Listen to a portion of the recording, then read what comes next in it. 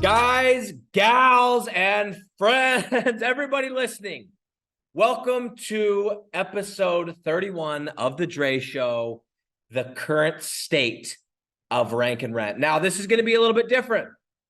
I'm not doing this live. I'm not doing this live because as you are watching this, I am deep in the villages and in the bush, as they call it, of Africa. I am in a village 5 hours from the capital city, and I don't even know if I'm going to have cell phone reception or I don't know. I've never been to this part of the country, so this is the only way we could make this work, is by doing a pre-recording. And I am really, really excited because I am going to be bringing on a special guest for this one, so you guys hang tight. I'm going to be bringing on a special guest, and we're going to be going over and talking about the current state of rank and rent. But I'm going to give a quick intro on this person, bring them on, and we're going to rip. I want to save as much time as possible to ask them questions. I'm going to be bringing on a special guest today. His name is James, and you guys, if you follow me, you've probably seen his content. And James and I met, I don't know how long ago, over a year ago. And it wasn't one of those crazy meetings or chance meetings. I was seeing his content. I was creating my own content. I was seeing his own content. And I said, I listened to a few of his videos. I said, hey, this guy knows what he's talking about. So I think I subscribed to his channel, and then I direct messaged him on, I think it was Instagram. Man, no, it was Facebook. And I said, hey, like your videos. And what do you think about just chopping it up and talking about rank and rent? So he agreed. I know he was thinking the whole time, what's the angle? What's the angle? What's the angle? But we got in the meeting and I was really straight with him. I said, look, I don't have an angle. I want to find out what your goals are, what you're trying to do with rank and rent. I'll tell you what mine are. And if there's some overlap, there's some overlap. If there's not some overlap, there's not. But I just wanted to have a conversation. I love your videos. And he's like, I respect that. And that's just kind of how the relationship started. And he and I have, been building our relationship ever since. So that led to, we said, hey, let's hop on a live. Let's have a conversation just about rank and rent in general. And is it dead? That was our conversation. Maybe you guys have seen that video. I'm going to try and link it up in somewhere on this post or on this live, so you guys can check that one out. It's our first conversation we did on his channel. So I said, hey, it's my turn to host you on my channel. So I thought, what a better way than to bring him onto the DRE Show. Okay. So let me go ahead and bring James on, and let's freaking rip.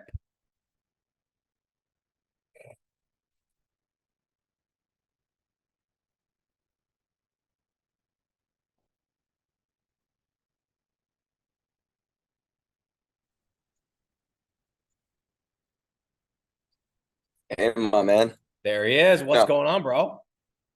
What's going on? How's over there? I can't even remember where you're at. Can you hear me right now or no? Yeah, I can hear you. You were slightly choppy for a second, but I'm hearing you a lot better now. Okay. Right now I'm actually in Austin, Texas. Beautiful. Yeah, Beautiful. It's nice out. It's a beautiful morning. Awesome. Well, dude, I really appreciate you making time. I know you're like on vacation stuff, but I appreciate you making time. So we are actually already recording, so we're just gonna get right into it, dude. I'll let you get back to your game, okay? Yeah, let's do it, man. So guys, you're watching. By the way, I told everyone that this is obviously a pre-recording, and I'm gonna be, by the time people are watching this, I'm gonna be deep in the bush of Africa, and I'm calling the title of this conversation "The Current State of Rank and Rent." You and I had a conversation about a year ago, and I think the theme was, is rank and rent dead, if I'm not mistaken, right? Yep. So today I want to, since you're somebody who has a lot of experience in digital and affiliate and specifically rank and rent, and I've been doing this for how many years, thought it'd be really fun to talk about the current state of rank and rent, because people there's some people that think that it's saturated, some people think that it's dead.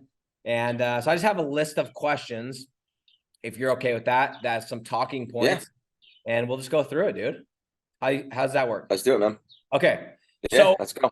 First and foremost, for those that haven't seen our other interview, our little conversation that we did about a year ago, give everyone kind of like the background on you and your career and how Rank and Rent was involved and played a part in that. Yes. So about 12 years ago, I owned my own home improvement company in New York. Over there, and just to make a long story short, I saw the opportunity of online advertisement because I was a contractor at the time that kind of struggled with good sales, but where are the leads coming from? And back then, a big thing was like paper advertising, extremely expensive. So we would spend thousands of dollars a week to put paper advertisement out there. It goes door to door, and you get calls from that and stuff. But that's really when I came across someone at the time online that was like, "Hey, I have an SEO agency." He actually, the guy was a pilot before that. He quit his job being a pilot because he was making six figures selling SEO. So long story short, I learned SEO from him, and I started implementing it, just testing things out on local business sites that I was building. And I was also at the time, the first money I ever made online was affiliate. So at the I had that shiny object syndrome where I was seeing so many things when I jumped down that rabbit hole of online. I'm like, oh man, affiliate, oh, local SEO, right? But because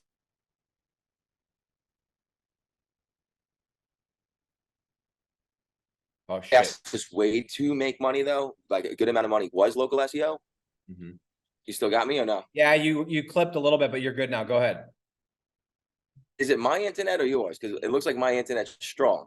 Yeah, dude. I mean, if we're guessing here, I'm sitting in West Africa, so I'm gonna guess All it's right. fine. So we're gonna, dude. It is what it is, but it's the laptop lifestyle, man. So just keep going. You're totally good. Um, so yeah, so I went down that rabbit hole of local SEO, learned everything I can about it, started just signing up clients like most agency owners do, right? Like I would just meet people at coffee shops, I would cold call people. I was doing that. I didn't really have a structure at that time. I was just like, hey, just sell people this package, $500 a month, 300. I mean, I was selling things at $300 a month at the time. I didn't know what I was doing, but I was just trying to sign people up. And then at the time, me and my buddy, who's my partner at local agency that we started, which was My Media Pal back then, we said, hey, what if we rank the sites, because we got really good at ranking sites, and just sell the leads to people? And that's what kind of opened the door to Rank and Rent. There wasn't even a name of Rank and Rent at the time, to be honest with you. It was just, hey, What year leads was to this, people. What dude? if we can? What year? That was probably 2013 or 14. Yeah, that sounds right, dude, because that's about the time when like where I first kind of the some of the programs and stuff that I first took, that's when those people originally started. So you were like one of the guys that like, oh, I didn't like I heard about, oh, this is a model, but you were like, okay, why don't we just keep the asset, sell the lead? And at that time, I didn't go through any training. I've been through plenty of, and I think it's a good thing to do, like educate yourself, invest in yourself, invest in training. And I've been through plenty of SEO training, but at the time, there was really nothing on training and ranking. And it was just, hey, let's just try to sell the leads. And it worked. Our business ended up moving from, we were still signing up local SEO clients. My partner was also really good with paid ads. So what he ended up getting, and listen, there's a lot of lessons learned up and downs, because we picked the wrong, like we went into some really competitive spaces that not have been in, because it takes so long to rank. And with paid ads, you know this, it's the cost per click is insane, right? But we made it work, and we made good money through that journey. That's awesome, dude. So you kind of organically fell into Rank and Rent and discovered the model kind of on its own. And of course, there were probably other people doing it and realizing it, but it's amazing to me. Like I had somebody, I think it was on this YouTube channel, and they commented and they said, I've been doing SEO for like 5 years. And they said, I never thought about it this way. It's so smart. And I'm like, I wish I could take credit for inventing the business model, but I can't. But yeah, it's like you can just own the asset, sell the lead. You're doing the exact same backlinks. You're doing the same content. You're doing all of it. I don't think anyone that's watching this interview has to be convinced that this is a great business model, but it's still worth noting that there are still people in 2023 doing SEO that don't know about rank and rank, which is fascinating to me. Yeah, and I would say too, like SEO alone, that skill is amazing. Like you can make money from your laptop. Think about it, selling SEO. But, and I like to be very transparent, I've made plenty of money selling SEO, and I still do specific things with SEO. But with the client journey, I mean, there was a time where we lost probably almost $30,000 a month in recurring revenue from clients because we didn't have the right, the truth, we didn't have the right system and structure in place, and we were selling anyone anything. If you were a plumber, we'll sell you SEO. If you were a hairdresser, we'll sell you SEO, right? And I think, you know, it was a lesson learned is like, hey, you should be very niche specific.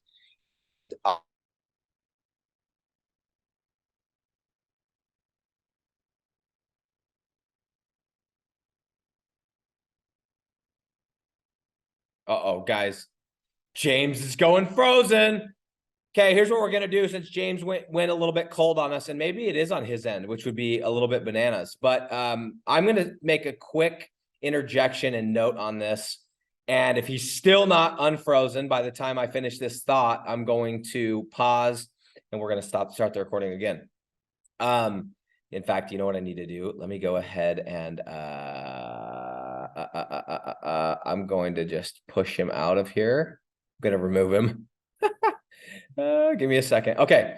So James, he'd already been removed.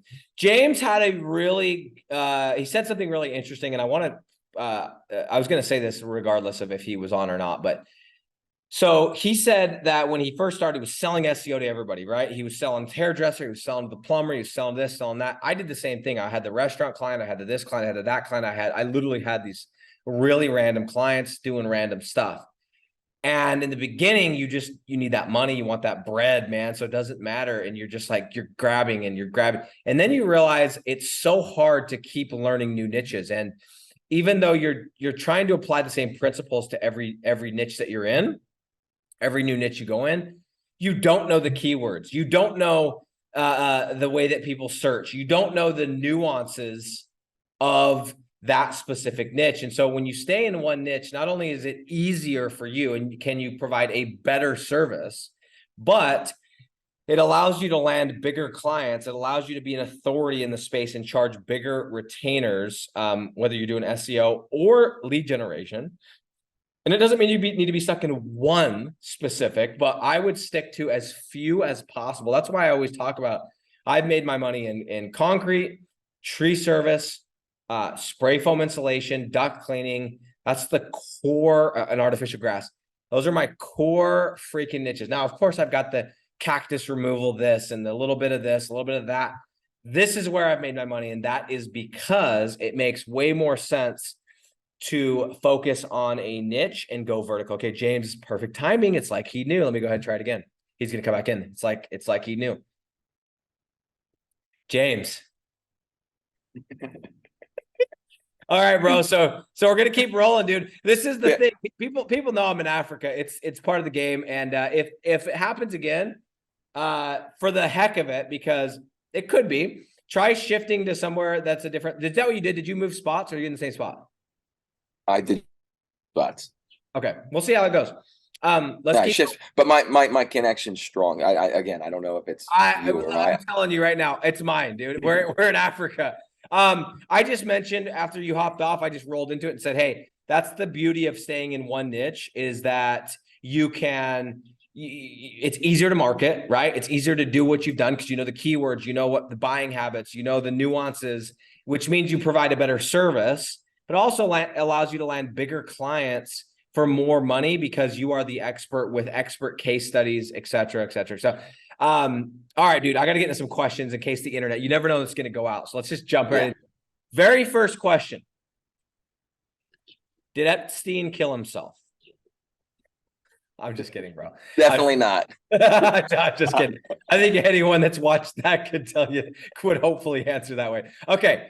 No, but for real, is rank and rent still an amazing business model? If somebody's on the internet right now, there's a lot of ways to make money. And that's the beautiful thing. You get online, you're like, oh, I can make money. I could sell GMBs. I could sell reviews. I could white label software.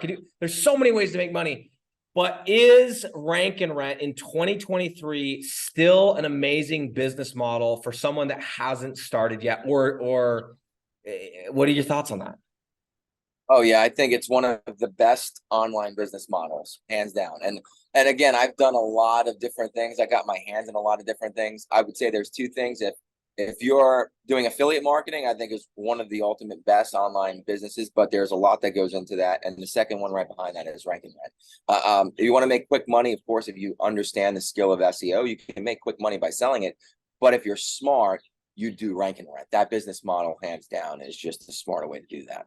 My opinion is that if you need to get out of your job, buy your time back quick, go get, go find, if you need 10,000 bucks, go get $10,000 in SEO, take care of your SEO clients Monday, Tuesday, Wednesday, and then you just bought 2 days back and now go and start scaling your rank and rent, or, I know you do some affiliate stuff, whatever your main thing is, but SEO is a great way to get quick cash. I just don't think from a long-term, from someone that's done it for years, the clients always cancel, dude. Always at some point, right?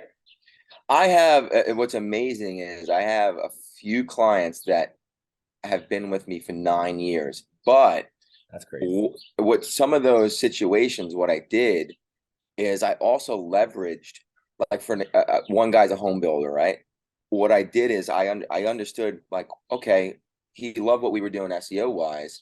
And when I'm like, where do you make your most money? And he might say, oh, kitchens. Or what you could do, a light bulb goes up, like, hey, let me go build out a lead gen site around that one niche for him, and then negotiate, like, yes, I'm working on your site, but for an extra whatever a month, 1,000 a month, I'm going to give you all these estimates that are what you love. You say you love kitchen, I'll give you, 10 more extra estimates a month, right? So you could also think that way, and now it builds the relationship even stronger, because if you have to obviously deliver, but if you are delivering and they're making money, they're not going anywhere. They're not going anywhere. Dude, today, 2 hours ago, I made a YouTube video about this exact same strategy that I'm gonna. I talked about it, and literally that's the game. Is if you're gonna go do SEO, that's the way. That's an insurance policy. Take some of your profits, go and do the research. Don't just go build one. Make sure it's low competition. Make sure it's got low CPC if you're going to run my strategy. Go and build a lead gen site, or even a one pager without them even knowing. Generate a lead or two. Call them up. Call her up. Offer it to them. Who's going to say no? They already trust you. They already like you. They already know you. You're going to immediately double your revenue or more if you know how to charge correctly, you know how to price correctly, and like you said, more than anything, you're ensuring that that deal sticks longer than a year or 6 months or whatever, because they're going to be afraid if they call you and want to cancel the SEO, you're going to rip away the leads. And you could. Yep. I've had people call me and say, hey, we want to get rid of the SEO. This is back when we did SEO, and we were transitioning more into just lead gen. And I remember a specific guy that I said, well, they're a package deal, bro. So if you want to get rid of one, I'm getting rid of this, because my lead gen was kicking ass, dude. It was crushing. So I was like, I know I have leverage. It's getting a ton of leads. And so he ended up continuing the SEO. I kind of had him by the balls, if you will. Yeah. Yeah. No, I agree. Listen, I lost plenty of money from just clients quitting, right? It's a sexy number when you're like, oh, I have an SEO agency, we're doing, multiple 6 figures a year. But the truth is, yeah, but what's really going on behind closed doors, right? It's like when you're just signing everyone up. I mean, we had insane niche. Like I had someone who did lice removal, right? Like we were selling SEO to anyone. And guess what? At any time, 5 or 6 of them, they could stick around for 12 months and be like, we're just going to stop this. We're going to try this. And it's like, boom, you could just lose 10K like that in a month, right?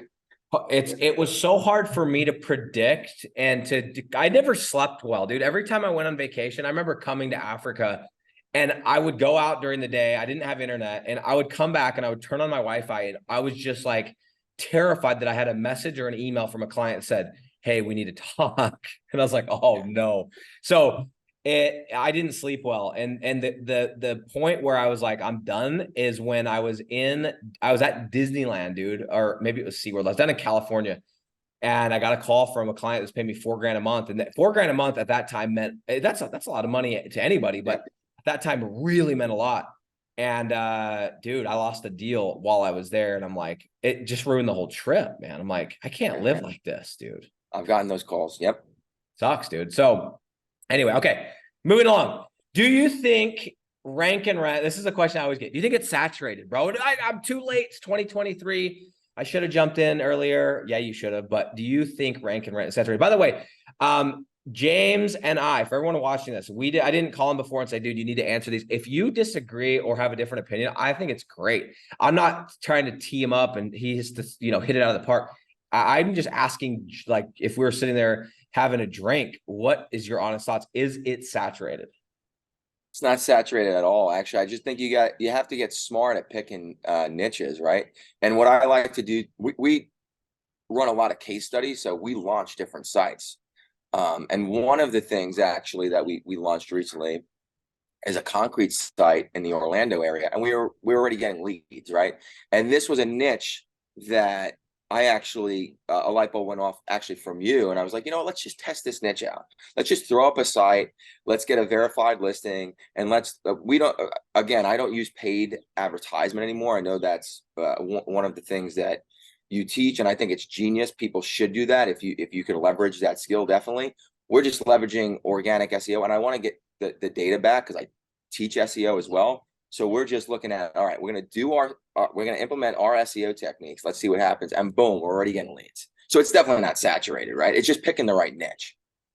And I mean, this is what I'm always like saying, if you guys want to prove this correctly, or if you want to prove me wrong or test this out, go just as kind of like a pulse check, go and ask 10 people, 10, even business people, like, hey, do you know what rank and rent is? Or do you know what local lead gen or whatever the term you want to use? And 9 out of 10 are going to say, what are you talking about? What? Rank and rent? And it's like, what? You don't know what that is? And then you go, okay, let me explain it. And you go, okay, imagine you build these simple little websites, you rank them on Google because you're in small cities or relatively small cities. In most cases, it doesn't take a lot. You're in non-competitive niches and you're going to make 80, 90+% profit. And it's all on autopilot. It's not 100% passive, but it's pretty semi-passive. And you tell those same 10 people, every single one of them is going to go, dude, that's really smart. That's a really smart business model. So that tells me, okay, that like, if you said this 10 people today, do you know what drop shipping is? Dude, everybody knows what drop shipping is. I think you could argue drop shipping saturated, right? Yeah. Oh, yeah. I do not. Listen, of course, you can make money in drop shipping. It's not something that I would say is easy because of the saturation and just you have less control. You definitely have less control. That's the biggest piece, dude. I think in my opinion, there's so many of these boxes that rank and rent checks, right? Like it's online, obviously. It's scalable. It is recurring. It is low barrier to entry. It doesn't cost a lot to spin up a site, especially if you're doing the pre-selling method and you know how to run ads. You can get literally a couple $100, land a client, boom, they're paying for the whole thing. But out of all those things, the piece that is the most sexy and the most attractive is the fact that that you have control, that it is asset based, and you just can't argue that. You know what I'm saying? Compared to, in fact, I was just really listening to a podcast of somebody that's big in drop shipping, and you know what I was listening. I don't even know this guy's last name. There's there's like a couple of like those younger, like really on YouTube influencers. There's like they're like the younger brother to the Andrew Tate, like Iman Godsey and these guys, right? Yeah, yeah. So it was this guy named Sebastian, crazy last name. I've seen a few of his videos, and he was getting interviewed by somebody, and apparently he made a lot of his money in drop shipping. Didn't know this, never even heard this guy's story. And I screen recorded. I'll have to share this. But they're like, yeah, so what about drop shipping? Why are you bouncing around and all? Because he has like all these businesses. He's like, well, yeah, I like drop shipping, but he's like, it's so many moving pieces and it's such a headache. He like literally this guy that's made all this money is saying that that's the case. And Guys, I think a lot of us, if you're on this channel or you follow James or you follow me, like we want to make money so that we can go and do what we want to do, not so that we can freaking spend 60 hours a week managing this and that and systems and that. And it's like, dude, there's a lot of ways to make money, man. One of the beautiful things about online is that you can go and do other stuff once it's set up. So I'm with you, dude. Rank and rent, we're just getting started. Do you think there's going to be a saturation point? Like, do you think there's going to be a point where it does get saturated? I don't think so. I don't think so. I just think there's too many niches to, if you're smart about it, again, and learn from others. One of the mistakes I've made is I went into very competitive niches. And also, I'm from New York, so I was also in that area. I'm actually ranking on page 1 for like roofing and like in a very competitive area. So if I can do that, you start taking whatever you implemented on that and you do it in something like a small city somewhere, it's a joke, like Totally. it's a joke. So yeah, you took the words out of my mouth. I've said that exact verbatim. Is like, I don't, people don't understand what we're talking about. I think the problem is we don't know what rank and rent is. We hear about it from one of your videos, one of my videos, podcast interview. We're like, oh, cool. And then they start going on the internet. And then all of a sudden YouTube's feeding them this content and they get into a couple of groups and maybe they buy a program and all of a sudden they're like, oh my gosh, everyone's doing it. You're like, dude, we're talking about this micro tiny corner of the internet of like a subset of I can't imagine it's got to be less than 50,000 people. I mean, I'm just thinking about some of the groups it's nothing, dude, compared to the amount of businesses and how many businesses are coming online. How many niches have we not, dude? I'm making $1,500 a month in cactus removal right now, and I have been for 3 years. It's like, dude, that's what I'm saying. Stuff like that you would never really even think of. I mean, that's just a smarter way to approach it, right? Don't jump into roofing. It's funny too. I'll say it, don't go into roofing. And what do people do? They jump into roofing. And it's like, I'm not saying there's no money there, but it's you're just doing yourself no good by jumping into something so competitive, because especially with my approach with the organic SEO, I know you're not ranking for roofing terms in a major city overnight. You're just not. And if you could, I would love to see that. But the truth is you're not. So cactus removal, it's like, I would never even think of that. But if you could start throw a site up, you probably rank it within a month or something like that. I'm just guessing. In big cities too. Yeah. And boom, you're getting calls now. And then you just, right from there, really the skill is sales. Yeah. Right from there, it's sales. It's so true, dude. It's and I mean, that's just one example. And the only reason I knew about that is I had a client I was selling concrete leads to that also had another business. And when they told us about it, I literally was playing golf and my sales guy called me and he goes, hey, so and so he wants to do this, he wants more leads, but he wants it in this kind of weird niche. And he was like hesitant because he thought I was going to be pissed, because he's like, I kind of already did the deal. And I'm like, what? And he's like, cactus removal. I'm like, oh boy, here we go. I'm like, well, let's just tell him that there's these associated risks. Dude, it's crushing it. So I don't want to beat a dead horse, but for those that are like, oh, I wish I would have gotten started in 2014. So do we all. I wish I knew today what I know today in 2014. Oh my gosh. You know what I mean? Oh yeah. So, but people also they start seeing, they're like, oh, I was looking at this concrete. I was looking at Knoxville, Tennessee concrete, and I saw some other lead generators. Well, no crap. I'm talking about concrete. Other people are talking about concrete. Specific niches, you're going to see that they're going to get more saturated with local lead generators, but you're also assuming that just because somebody has a website on page 1 that they have a client. That's not ever, or that's not always the case. And a lot of times it's often not the case. So anyway, saturation, I get that question all the time. I thought that'd be fun to talk about. What's your least favorite niche? Do you say niche or niche? I say niche, but yeah, everybody says it different. I say niche. It doesn't matter. I just didn't know, because you're from New York. I don't know if it was like that was more of like I say niche sounds more natural, but I've slipped and said niche. And so anyway, what's your least favorite niche? I would say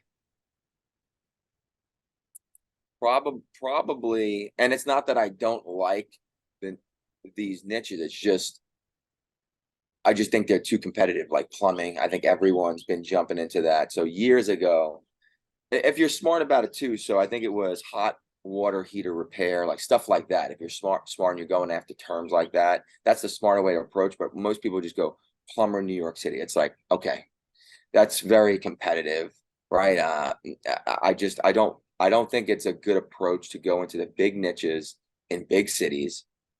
And so it's not that I don't like the niches. It's just I stay away from those and even my teaching. And I am in some of those niches, but I've been in there a long time, and it's just a different beast, right? And if you have the resources and the budget to go and rank in those, that's one thing. But if you're starting out, just be smart. Don't do what I did. Don't jump into roofing. Don't jump into plumbing, right? Be smart about it, right? Like do your research, do the due diligence, and get into smarter niches and with cities with smaller populations. And if you do that, you can scale so much faster, so much faster. I did the same thing. I accidentally got into this niche called basement waterproofing. And I say accidentally because I literally knocked on somebody's door to sell them a home security system at the first, when I was starting to learn this stuff. And I got in, and this guy was doing basement waterproofing. And luckily, or fortunately or unfortunately, this city that he was in, that we were in at the time, wasn't super competitive for this specific service. And so I actually ended up ranking without knowing a whole lot, and the deal actually worked out. So I naively assumed, oh, this is a great niche, it's untouched. What I didn't know is that these big ticket, that's like a 10, 20, sometimes $30,000 job, they attract big money. People that pay big marketing budgets, big ad campaigns, companies that have their own marketing company for their franchise of basement waterproofing companies. And so I did the same thing, dude. And I built a ton of sites in this niche and got my ass handed to me, dude, like bad. Like I lost, I imagine over $100,000 on, and I'm talking about like a lot of sites, man. So go into stuff that's not, don't go into plumber, don't go into roofing, don't go into solar, don't go into basement waterproofing. Be a little bit like, just take a little bit of thought with what you're doing. So anyway, And I think there is like the cactus removal. I think there's these hidden niches too that you can, again, you just come by it. And actually, I have one of the students, he has like a jet ski rental site that crushes it, right? But you got to be in the right location. But it's something that but I'm like, oh yeah, I'm like, and he implemented, and he ranked within like 2 months too, because again, a lot of the SEO that's done is not that effective out there. And agencies that are selling big SEO packages to businesses, they really don't do anything. They're not doing much. Like they get you in a contract, and monthly, if I look at, I'll analyze the sites, I'll run them through Ahrefs. I'm like, so what are they selling you for $1,500 a month? Are they link building? No, it's like they're not doing anything. They might have did some on-page optimization, but it's like, and they're just collecting a retainer and they put them in this contract. Like they're not doing anything, right? totally. So I 1000% agree. Here, if you're brand new starting, this is the only little caveat I want to say, because I've seen people do this, is one issue that I think slowed me down and made me lose a lot of money is I thought I had to find this really like a cactus removal type of niche, which I've actually only done one website in because there's not a lot of markets that can sustain cactus removal.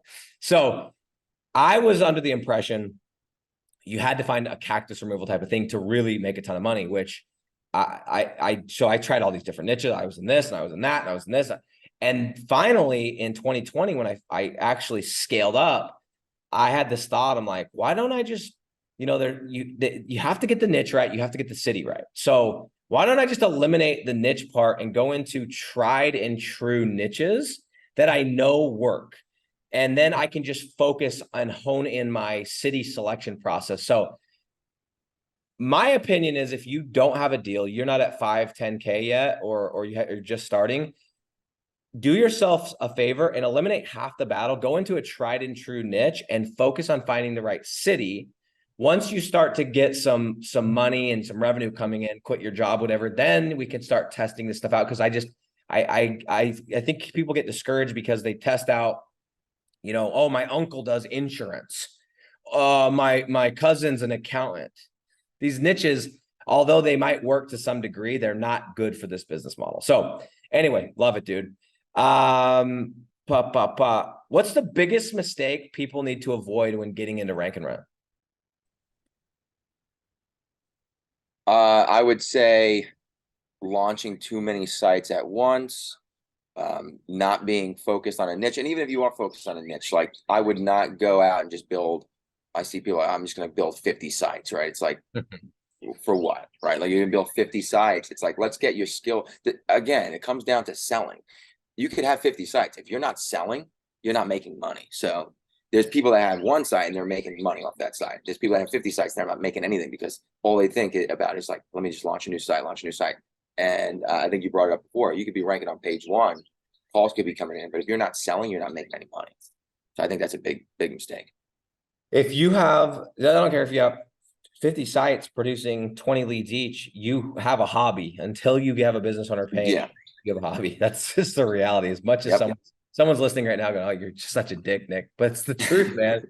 It's like, dude, if I'm gonna do an expensive hobby, bro, let's go golfing or do something, right? Like, so I agree, man. I had the same advice. I got in and people were like, the opposite advice of what you just gave is what I mean is just keep building, just keep building, just keep building, just keep building, just keep building. So I'm like, oh, I guess I'm just gonna keep building.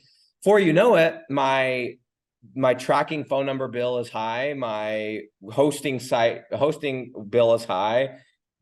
All this stuff. And I'm like, I'm not making any money. It's just expense, it's overhead.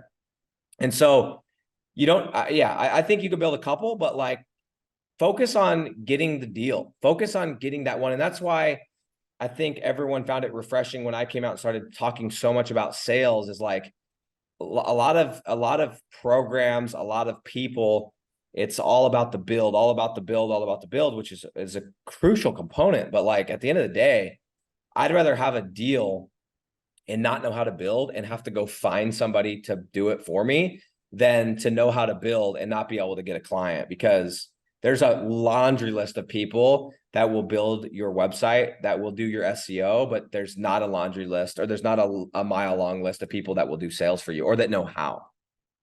So just my thought.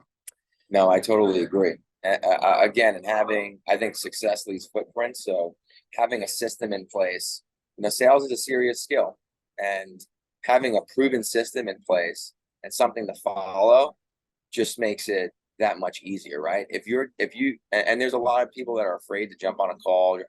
You kind of got to break through that. You need a lot of repetition, but that's where the money's made. And if you're doing it every day, I can actually guarantee you're going to make money. If you're selling every day, you're going to make money. Somebody's going to give you money, right? Like it's just, most people are not making those calls, right? It's a scary thing for some people, but you got to break through that. And I think if they future pace and they think, like, what would it be like to have an extra 5K a month?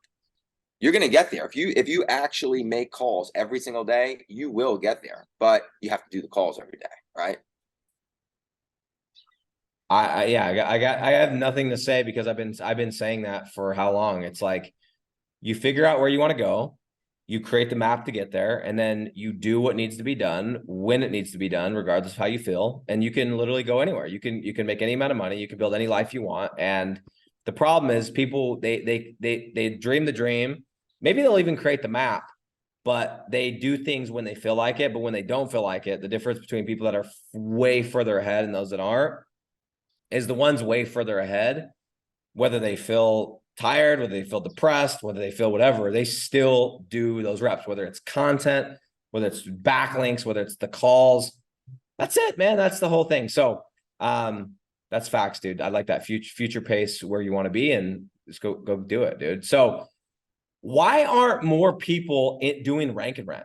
Yeah, I remember when I first discovered the model, I was so pumped on it. I heard a podcast and it just clicked. I was like, man, this is like Rich Dad, Poor Dad, but like digital, And I couldn't quit. I'd listened to that podcast like 3 times. And this is, meanwhile, I'm knocking doors for a living. So I'm like, what would it be like to be able to sit at my computer and, everything that I'm doing now, which is really cool because I didn't think this was possible. But I listened to this podcast like 3 times and I was hooked, man. And I just kept consuming content, eventually got a course. And then, here we are. 7 years later, but like, why aren't more people doing it? Is it because they just don't know about it, or because they don't like, what are your thoughts on that? I think there's two things. I think it's surprising that a lot of people actually don't know about it. Like it's pretty surprising to me. And it's like with anything, like we're so aware of it that we don't think, from an outsider's perspective, like what is out there to make money online. And then that's where it gets funneled out, is because when someone's looking to make money online, they go online, they'll type that in, and they're not aware of that. And there's so many other things, right? Mhm. Everybody's selling you something. They're selling you drop shipping, Amazon FBA, affiliate marketing, YouTube. It's an endless. Now, like the big thing is have a YouTube channel, don't show your face, make money, right? Like there's so many distractions Wait, it's you have a that, YouTube channel and don't show your face? yeah, that's the new thing. Is that where So you have chop up people's clips and kind of thing? probably it's like YouTube automate. I'm seeing like these ads everywhere. It's like Okay. YouTube automation, right? So it's a new hype. It's like it's like drop shipping was a hype. That's the hype. Amazon FBA. So I think there's Okay. just too many distractions. Too many distractions. Second one though, you said there was two. Is that did you mention both, or was there Well, any? one, they're not aware, and Okay, two, second the there's just too distraction. many Okay. distractions. I couldn't agree with you more. I think, like we talked about, we're in this little tiny corner of the internet. Imagine, let's say that the total amount of people that are aware of this is like 100,000 people, right? It's like, which I don't even know if that's even close, if it's way more, way less, but it's so niche. The fact that somebody that's been doing SEO for 6 years commented on one of my videos this week and said, I've never thought about it like this, goes to show you that it's undiscovered. It's the hidden gem of the internet, if you will. And I've said this, guys, we are in a moment in time where the getting is so good. I can't believe people aren't building more properties at the amount that it costs, the competition level, because there will come a day when I don't think it's going to be saturated like a drop shipping, and there's still going to be possibilities, but we're going to look back and go, man, imagine what I could have done, 5 years ago. And I think it's just going to take one big name to realize how good this is and to start talking about it. And the internet's going to be on fire with this business model. And so, yeah, it's fascinating. But anyway, it's just have you ever told somebody about Rank and Rent that says, yeah, it's a stupid idea? I haven't. No, I love it. And I also, the way I explain, I call it digital real estate. So they're like, that's genius. You're right. Like it's not a physical piece of real estate, but it's digital and it lives there and you own that. And it's like you're collecting rent. And Yep. I mean, Yeah. I mean, So how could like, you not love that? yeah, it's such a sexy kind of like idea, and it's amazing. Okay, one or two more questions, and let's let you get back, dude. I know what did you got planned today? You're gonna go out on what are you gonna do? Go out on the lake, or what was it? Tomorrow, actually, we're gonna do the boat. Today, it was planned for today, but I don't know You're the about the man. You're weather the man. holding up. Thanks for thanks for making this happen. Okay, what is your current thoughts on what's your thoughts on the current state of GMB or GBP or whatever it's called by the time this even comes out? What are your current thoughts on it? I think that me personally, I think the GMB is one of the most important pieces of the SEO strategy. And without it, I've had sites ranking #1. For an example, you could go type in Lubbock Roofing Contractor. I think I'm ranking #1 for that. When we got our GMB suspended, we lost like 90% of the calls, right? So Oh, I think it's so important, the GMB. For me personally, I think just looking at data and looking at sites that have the GMB and that lost the GMB, I see a huge decrease in phone calls coming in. Now, it's a difficult thing, but there's always a solution. Listen, we don't own Google, right? We're playing on Google's turf. And if we sit there and just give up because, they got a new algorithm update or they're doing this, it's all right. You could give up. There's plenty of people that gave up. Listen, I've been through many algorithm updates. I know plenty of people that got out of SEO because of it. But guess what? I kept going, and you just reinvent the system. And there's solutions there. You get more resourceful. You get into new courses. Maybe someone figured something out, right? It's just being resourceful. There's going to be a solution. yeah. There's two ways to look at it. You can either look at something like GMB or whatever, again, I can say, is it called GBP? I think it's GBP right Yeah, now. Google Business Profile now. Good night. Come on, Larry and Sergey, can you help us out, man? Keep changing it on us. You can look at it as, oh man, another reason why this isn't going to work. And I knew this was too good to be true. Or you can approach it as, all right, this is an opportunity. If it's a problem for me, it must be a problem for thousands, if not tens of thousands, not millions of other people. And if I can figure out a creative solution, well, that's going to be worth something, and that's going to be worth a lot because everyone's going to want it. So I totally agree with you on that piece. Now, I've had a different experience and disagree a little bit with you, but I think it has to do with the niches that I've been in, because I didn't know how to get GMBs for like the first 2 years when I really started in this business. And so I was just doing organic rankings and selling sites for 1,000, 1,500, 2,000. Now, I can't disagree with you and say that when you do get a GMB ranked, you get leads 100%. But I've still, even at those periods of time, I was able to land deals and have completely happy customers because I set proper expectations. But I do think it depends on the niche, because there are certain niches where having a Google My Business, that is where people stop. You know what I mean? Like they go to the top of Google, they see that, boom, boom, boom, and then that's it, right? There's other businesses where I think they do more research. So I think it's a little bit niche dependent, and also like just kind of a different experience. But I will not deny or say there's not a lot of leads that can come from Google My Business. Here's why I think that it hasn't, like this whole thing that's happening, whatever, it hasn't affected me, because there's 3 parts of Google. You have the ads, you have the local, and then you have the organic, right? Well, if I got I got ads running because I know how to run ads. I got Google My Business, and then I got organic. If I lose Google My Business, I still have the other 2 pieces of the 3 legs. And so if you're somebody that's only relying on one, that could be very, very scary. So anyway, it's interesting thoughts. Have you found any creative solutions? You don't need to tell us what, because that's the secret sauce, but have you found any creative solutions for verifying now that they're way more onto, hey, let's do the phone verification, et cetera, et cetera? No, there's services out there. I spent thousands of dollars testing different things out. Honestly, you got to be aware, even if they say it's going to come up, like they're going to get suspended most likely, to be honest with you. And I think it is niche specific too. So if you're going into something competitive and that's kind of on Google's, I call it like the red flag list, you're probably most likely going to have to send a video in, prove it. And maybe if you're taking this serious, like a business, maybe actually start a real business out of it, right? Like you might have to I mean, I don't know how it works in other states, but there's a way to you can get a quick business registration with that name.